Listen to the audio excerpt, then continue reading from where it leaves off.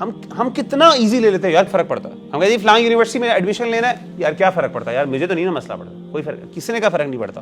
بہت فرق پڑتا ہے یار. آپ کی ایسی جگہوں پہ جانا اور ایسے علاقوں میں جانا, ایسے فیسٹیولس کے اندر, ایسی ایکٹیویٹیز کے اندر انوالو ہونا. آپ کہیں جی مجھے کیا فرق پڑتا ہے, جی مینا بازار لگا ہوا ہے کالج یونیورسٹی کے اندر, یار کیا فرق پڑتا ہے, کوئی میوزک ہے میں تو نہیں نا انوالو ہوں گا یار, ویسے ہم جا رہے ہیں دوست ہی, شوگر میرا لگا لیں گے تھوڑا بہت, آپس میں ہی لگائیں گے, کوئی ان کے ساتھ.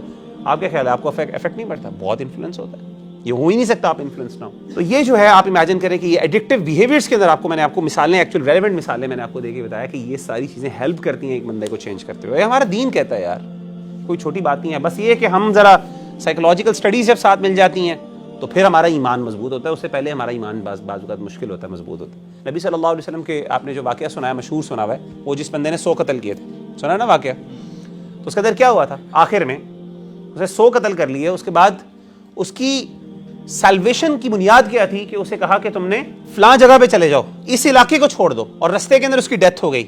اب اس کو اللہ نے معاف کس بنیاد پہ کیا؟ دونوں فرشتے آ گئے, جنت اور جہنم کے. جہنم والے فرشتے تھے, انہوں نے کہا ہم لے کے جائیں گے, جنت والوں نے کہا ہم لے کے جائیں گے.